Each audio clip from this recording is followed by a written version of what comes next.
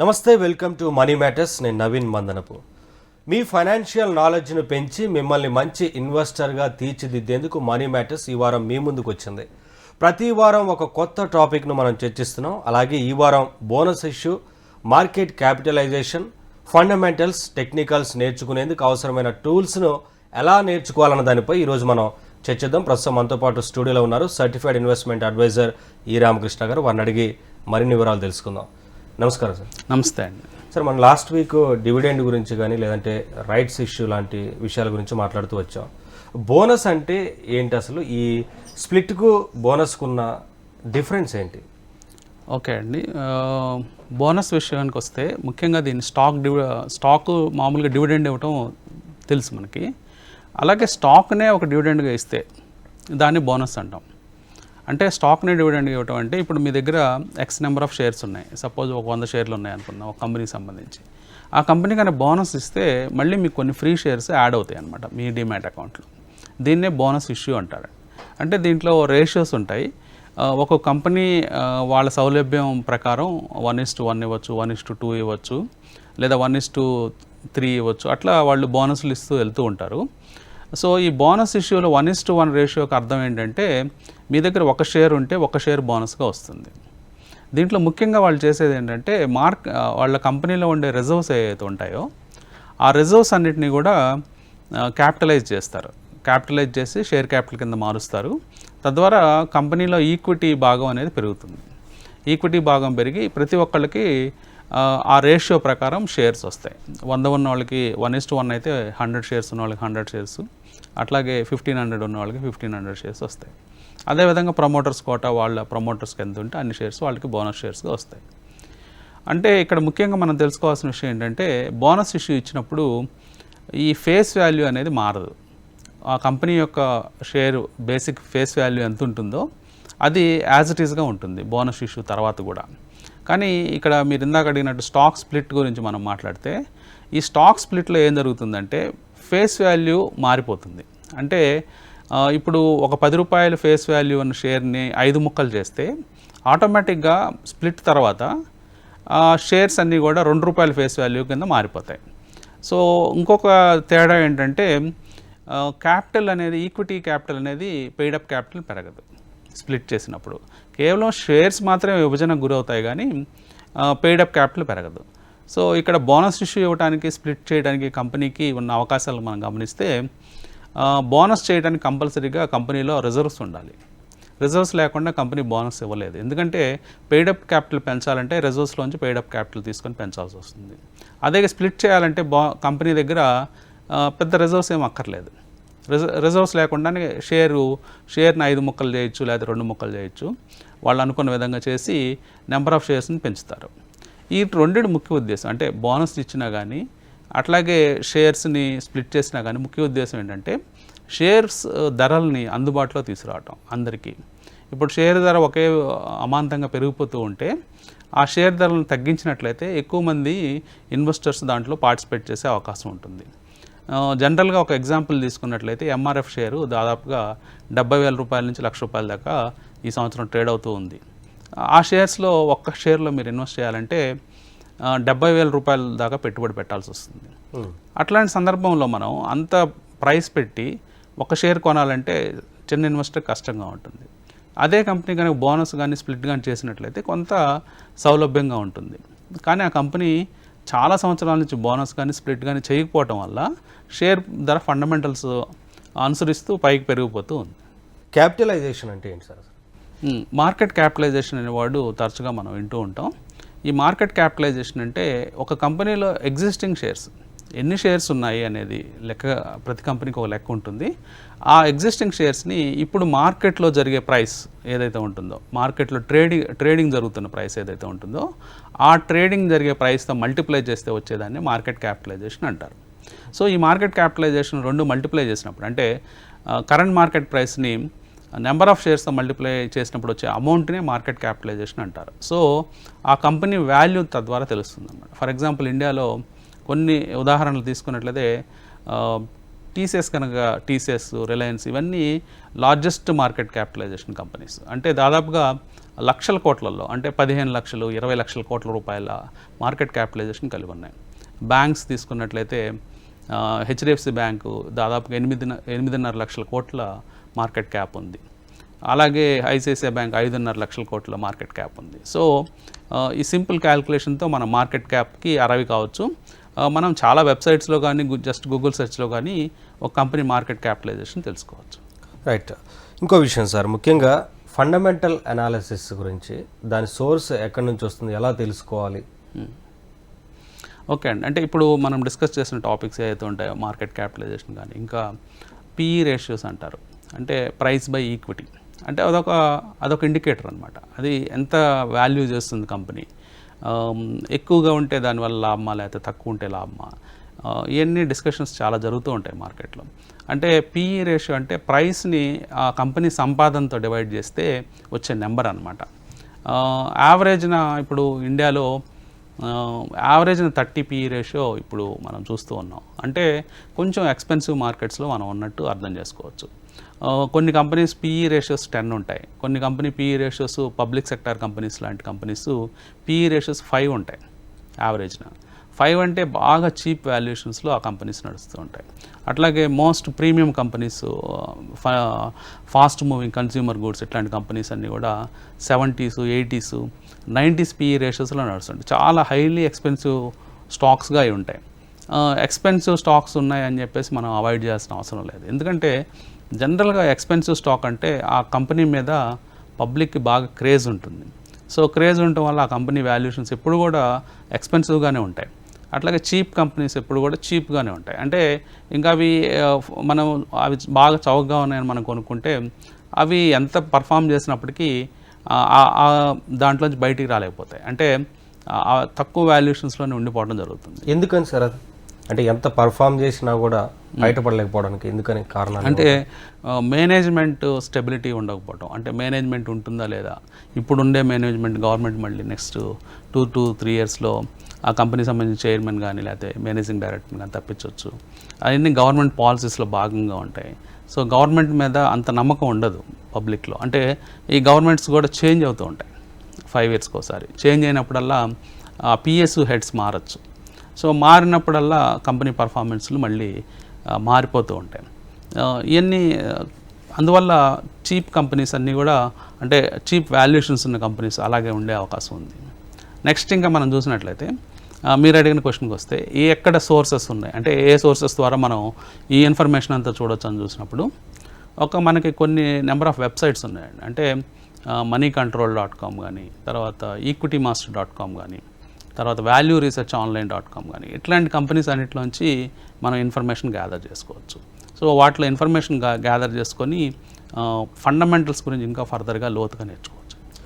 కొత్తగా ఎవరైతే మార్కెట్లోకి వస్తున్నారో ఇన్వెస్టర్స్ కానీ లేదంటే ట్రేడింగ్ చేసేవాళ్ళు కానీ, ఈ ఫండమెంటల్ అనాలిసిస్ కావచ్చు లేదంటే బేసిక్స్ తెలియకుండా కూడా కొంత ట్రేడింగ్లోకి వచ్చేవారి సంఖ్య ఎక్కువ అవుతుంది ఈరోజు. సో వారికి ఎలాంటి మీరు సలహాలు ఇస్తారు? అంటే మార్కెట్లో ఇన్ఫర్మేషన్ గ్యాదర్ చేయడం అనేది చాలా ఇంపార్టెంట్ అండి. దాన్ని మీరు అన్నట్లు ఫండమెంటల్ అనాలిసిస్ చేయడం కానీ లేదా టెక్నికల్ అనాలిసిస్ చేయడం కానీ, ఈరోజు మనకి చాలా యాప్స్, అంటే మన స్మార్ట్ ఫోన్స్లో అట్లాగే వెబ్సైట్స్ ద్వారా ఇన్ఫర్మేషన్ మనం తెలుసుకోవచ్చు. అలాగే న్యూస్ మనకిచ్చే ఛానల్స్ కూడా ఉన్నాయి. అంటే మెయిన్గా ఇంగ్లీషు, హిందీ మాధ్యమాల్లో అవి మనం చూస్తూ ఉంటాము.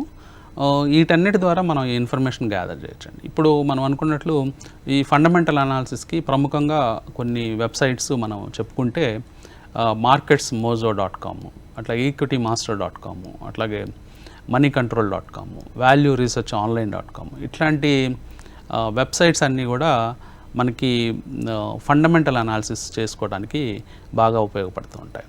అట్లాగే టెక్నికల్ అనాలిసిస్ పార్ట్కి వచ్చేటప్పటికి ముఖ్యంగా మనం tradingview.com అనేది మోస్ట్ పాపులర్ వెబ్సైట్ ఇప్పుడు. సో tradingview.com మనము లో టెక్నికల్గా అదొక పెద్ద ఓషను టెక్నికల్ అనాలిసిస్ చేయడం అనేది. అంటే బేసిక్గా అసలు సోర్సెస్, అసలు గ్రాఫ్స్ చూడాలన్నా, చార్ట్స్ చూడాలన్నా tradingview.com కానీ లేదా chartinc.com కానీ, తర్వాత iCharts.in కానీ, తర్వాత investing.com కానీ ఇట్లాంటి వెబ్సైట్స్ చూసి టెక్నికల్ అనాలిసిస్ గురించి కూడా నీట్గా తెలుసుకోవచ్చు. అట్లాగే investopedia.com అని ఒక వెబ్సైట్లో మొత్తం మీకు స్టాక్ మార్కెట్ గురించి మొత్తం అవగాహన కల్పించడానికి బేసిక్ ఫండమెంటల్స్ గురించి, టెక్నికల్ అనాలిసిస్ల గురించి, అన్నిటి గురించి వాటిల్లో investopedia.comలో మీకు పూర్తి వివరాలు అందుబాటులో ఉంటాయి. సార్, ఒక చిన్న ఇది మార్కెట్ మీద జీరో నాలెడ్జ్ ఉన్న వాళ్ళకు కూడా అర్థమయ్యేలాగా ఏదన్నా ఒక స్ట్రాటజీని ఉదాహరణగా చెప్పగలుగుతారా? అంటే దాన్ని బేస్ చేసుకుని ట్రేడ్ చేయమని చెప్పడం కాదు, నేను జస్ట్ జనరల్గా తెలుసుకోవడం కోసం ఎలా ఉంటుంది ఇది అనేది మార్కెట్. అంటే ఈ స్ట్రాటజీస్ అనేవి చాలా దొరుకుతాయండి మార్కెట్లో. మనం ఇక్కడ స్ట్రాటజీ డిస్కస్ చేయటం లేదు. అవును, ఇక్కడ మనము డిస్కస్ చేయబోయేది ఏంటంటే అంటే అసలు మార్కెట్లో డబ్బు సంపాదించడానికి ఉన్న అవకాశం ఎలా ఉంటుందనేది మనం డిస్కస్ చేద్దాం. సపోజు ఒక వ్యక్తి ఒక 10 lakhs క్యాపిటల్తో ట్రేడ్ చేస్తున్నాడు అనుకోండి. సో జనరల్గా చేసే మిస్టేక్స్ ఏంటంటే అందరూ చేస్తారు. స్టార్టింగ్లో ప్రతి ఒక్కరు చేసే మిస్టేక్ ఇది. 10 lakhs ఉంటే మనకి లీవరేజ్ దొరుకుతుంది మార్కెట్లో. అంటే ఒక 50 lakhs దాకా మనం ఇంట్రాడే ట్రేడింగ్ చేయొచ్చు. ఆ లీవరేజ్ తీసుకొని 50 lakhs పొజిషన్స్ తీసుకుంటారు. సో 50 lakhs పొజిషన్స్ తీసుకున్నప్పుడు ఆటోమేటిక్గా ఒక 1% కరెక్ట్ అయినా కానీ ఒక 50,000 పోతాయి. ఓకే, అంటే మన పొజిషన్ మీద. సో ఇది జనరల్గా అందరూ చేసే మిస్టేకే. సో మన క్యాపిటల్ మొత్తం కేవలం కొద్ది నెలల్లోనే ఎరోడ్ అయిపోతుంది ఫుల్ లీవరేజ్ తీసుకోవడం వల్ల. సో మరి ఏం చేయాలి? లీవరేజ్ తీసుకోకూడదా అంటే అస్సలు తీసుకోకూడదు. అసలు ఎలా ట్రేడ్ చేయాలి అంటే మీ దగ్గర ఒక 10 లక్షల క్యాపిటల్ ఉందనుకోండి, కేవలం 1 లక్ష రూపాయలకే ట్రేడ్ చేయండి. ఓకే, 1 లక్ష రూపాయలకే ట్రేడ్ చేస్తే ఏమవుతుందంటే మీరు మ్యాక్సిమం దానికి లిమిట్ ఎలా పెట్టుకుంటారంటే 1% ఆఫ్ ద క్యాపిటల్ లూజ్ అయితే, అంటే టోటల్ క్యాపిటల్ 10 lakhs మీద, అంటే నేను ఆ రోజు ఇంకా నేను ట్రేడ్ చేయనని ఒక రూల్ పెట్టుకుని, ఈ ఒక్క రూల్ మిమ్మల్ని ఒక మంచి ట్రేడర్గా మారుస్తుంది. ఎట్లాగంటే ఇప్పుడు 10 lakhsకి 1% అంటే 10,000 రూపీస్ కోల్పోతే నేను ఈరోజు ఇంక నుంచి ట్రేడ్ చేయనని మీరు ఒక రూల్ పెట్టుకుంటే ఆటోమేటిక్గా మీరు అప్లై చేస్తుంది కేవలం 1 lakh. సో మనం దాన్ని ఆటోగా పెట్టుకోవచ్చా సార్? అందులో ఆటోమేటిక్గా పెట్టుకోవచ్చు. మీరు స్టాప్ లాస్ ఆర్డర్స్ ఉంటాయి.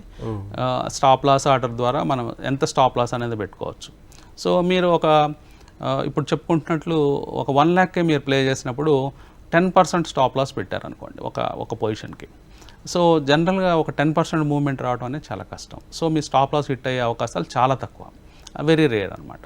అంటే ఎప్పుడన్నా రేర్గా హిట్ అయినప్పటికీ మీరు పోగొట్టుకునేది టోటల్ క్యాపిటల్ మీద 1 lakh. సో తర్వాత ఆ ట్రేడ్ మీద ఎంత సంపాదించగలుగుతారు అనేది మీరు ఎండ్ ఆఫ్ ద డే మీకు తెలిసిపోతుంది. ఆ రోజు మీకు 1 lakh క్యాపిటల్ మీద 2,000 రావచ్చు, 1,000 రావచ్చు, 1,500 రావచ్చు, లేకపోతే ఒక 1,000 రూపాయలు పోవచ్చు, ఒక 1,500 పోవచ్చు. కానీ మీ ప్రాబబిలిటీ అనేది 70% సక్సెస్ రేట్ ఉంది కాబట్టి బ్యాక్ టెస్టింగ్లో మీ ప్రాబబిలిటీ అనేది మీకు సక్సెస్ తీరాన్ని చేరుస్తుంది. అంటే మీకు ఏమవుతుందంటే చూడటానికి చాలా సిల్లీగా అనిపిస్తుంది, 10 lakhs పెట్టుకొని 1 lakhతో ట్రేడ్ చేయడం ఏంటా అని. కానీ ఎండ్ ఆఫ్ ద ఇయర్ చూసుకున్నట్లయితే మీకు ఆటోమేటిక్గా 2 to 3% on whole capital, total capital మీద వచ్చే అవకాశం ఉంటుంది. దానికంటే ముఖ్యమైన విషయం ఏంటంటే మీరు మొత్తం 10 లక్షల మీద 2 నుంచి 3% ప్రతి నెల సంపాదిస్తారు. అంటే యాన్యువల్ బేసిస్లో అయితే 25 to 30% సంపాదిస్తారు. అట్లాగే దానికంటే ముఖ్యమైన విషయం ఏంటంటే మీరు ఒక ఎక్స్పీరియన్స్ గెయిన్ చేస్తారు 1 yearలో. ఈ 1 yearలో గెయిన్ చేసిన ఎక్స్పీరియన్స్తో ఇంకా ఫర్దర్గా మీరు మంచి ట్రేడర్గా అయ్యే అవకాశం ఉంటుంది. ఈ ఒక్క రూల్ ఫాలో అయితే సంపాదించడానికి అవకాశాలు చాలా మెండుగా ఉన్నాయి.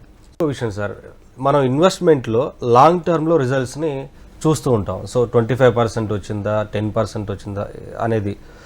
సో సేమ్ ఇలానే ట్రేడింగ్లో కూడా మనం ఎలా లాభ నష్టాలను బేరీ చేసుకోవాలి? లాంగ్ టర్మ్లోనే చూసుకోవాలంటారా, లేదంటే మంత్లీ బేస్గా, 6 months బేస్గా, అది ఎలా ఉంటుంది అనేది మార్కెట్లో?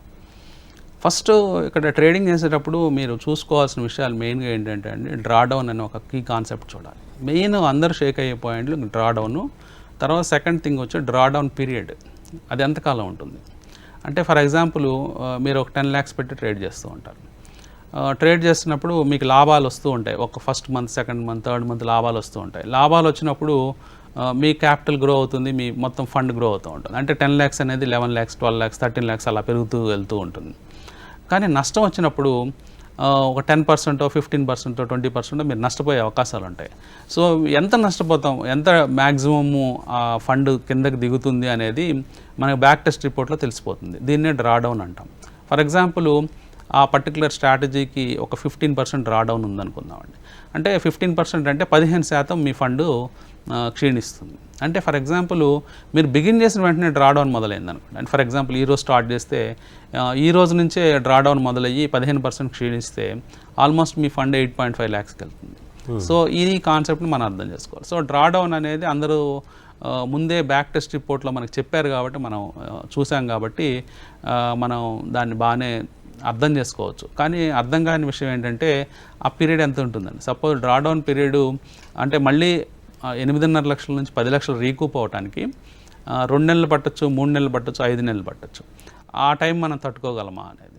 సో 3 నెలల తర్వాత రీకూప్ అయితే 10 lakhs మళ్ళీ అక్కడి నుంచి మళ్ళీ ఫర్దర్గా గ్రోత్ మొదలవుతుంది. సో ఈ ఫేజ్ని చూడగలిగితేనే ఒక మంచి ట్రేడర్గా మారే అవకాశం ఉంది. ఈ ఫేజ్ని చూడలేక మధ్యలో మనం స్కిప్ చేస్తే ఆటోమేటిక్గా మనం ప్రాఫిట్స్ చూసే అవకాశాలు ఉంటాయి.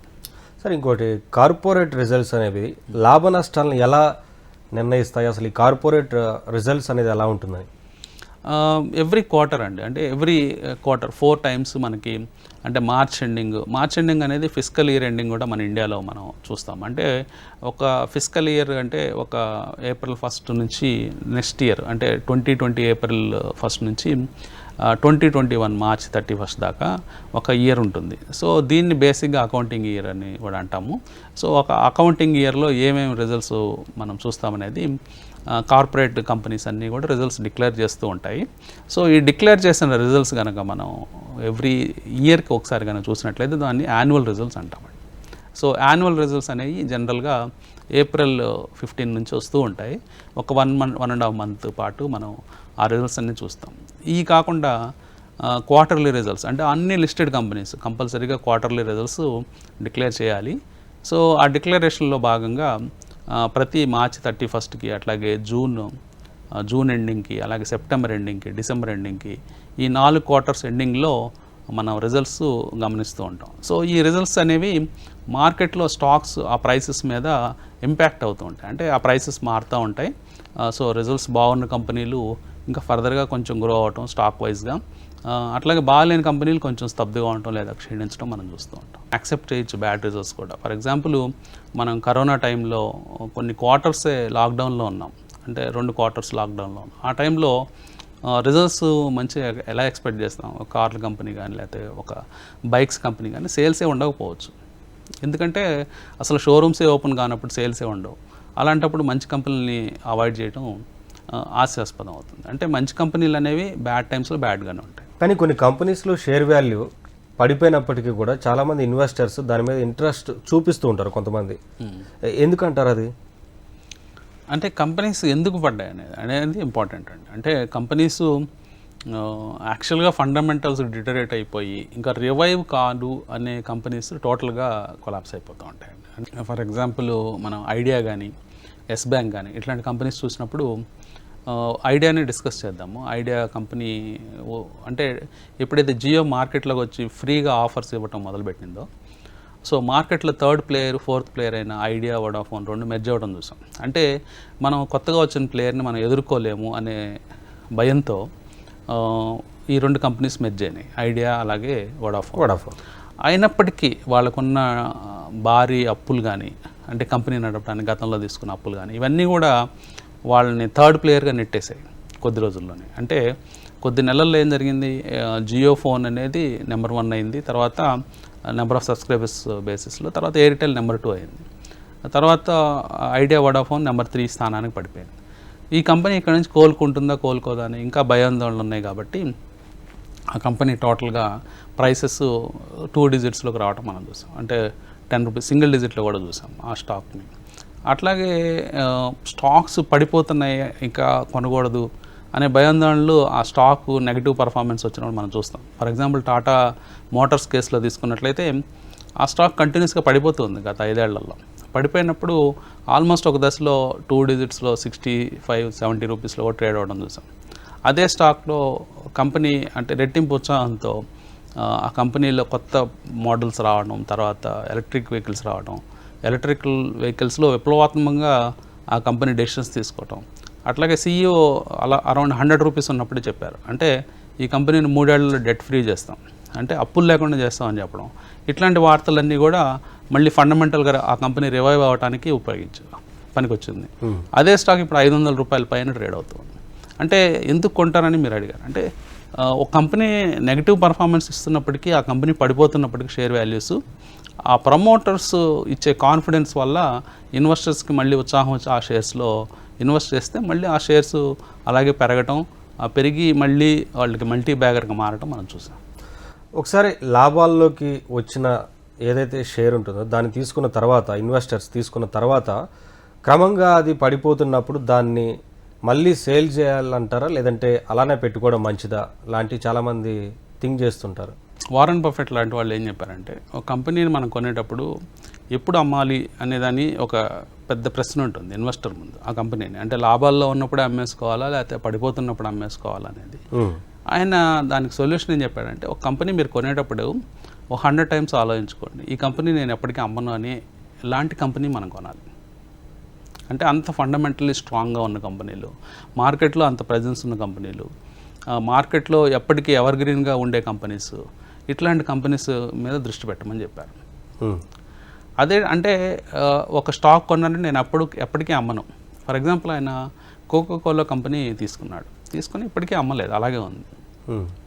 అట్లాగే ఆయన కొనే కంపెనీస్ కూడా ఇన్సూరెన్స్ కంపెనీస్, తర్వాత లేటెస్ట్గా యాపిల్లో ఎంటర్ అవ్వడం జరిగింది. సో అంటే ఆ ప్రోడక్ట్స్, ఆ బ్రాండ్స్ అనేవి రాబోయే 30-40 ఏళ్ళు కూడా మార్కెట్లో ఆధిపత్యాన్ని చెలాయిస్తాయనే కంపెనీస్ని ఆయన తీసుకోవడం జరిగింది. సో అట్లాంటి కంపెనీస్ కనుక మీరు చూస్ చేసుకున్నట్లయితే ఎప్పటికీ సెల్ చేయాల్సిన అవసరం ఉండదు. ఫర్ ఎగ్జాంపుల్ ఒక 20-30 ఏళ్ళ క్రితం కూడా నెస్లే కానీ, లేకపోతే ఐటీసీ కానీ, డాబరు, గాడ్రేజ్, ఇట్లాంటి పాపులర్ నేమ్స్ మన ఇళ్లల్లో వాడే ప్రోడక్ట్సే. అట్లాంటి ప్రోడక్ట్స్ కొన్న కంపెనీస్ కొన్ని ఇన్వెస్టర్స్కి వాటిని అమ్మాల్సిన అవసరమే లేదు. అవి ఎప్పటికీ పెరుగుతూనే ఉంటాయి, గ్రో అవుతూనే ఉంటుంది. కంట్రీ గ్రో అయ్యే కొద్దీ అవి కూడా గ్రో అవుతూ ఉంటాయి. అలాగే బ్యాడ్ కంపెనీని ఎలా డిసైడ్ చేస్తాం అనేది మనకు తెలియదు. అంటే ఎంత మంచి కంపెనీ కొన్నా కానీ ఆ కంపెనీ 50% పడిపోవచ్చు. 50% పడిపోతే తట్టుకోలేని వ్యక్తిత్వం, అంటే తట్టుకోలేని మనస్తత్వం ఉన్నవాళ్ళు అసలు స్టాక్ మార్కెట్లో రావద్దని చెప్తాడు ఆయన. సో ఒక స్టాక్ 50% మన కళ్ళ ముందు పడిపోతే దాన్ని తట్టుకోగలిగే కెపాసిటీ మనకు ఉండాలి. Thank you sir. ఈరోజు చాలా అంశాలకు సంబంధించి స్టాక్ మార్కెట్లో మాట్లాడుతూ వచ్చారు. ఇది ఇవాల్టి మనీ మ్యాటర్స్. చూస్తూనే ఉండండి HM టీవీ. వార్త ఆగదు, నిజం దాగదు.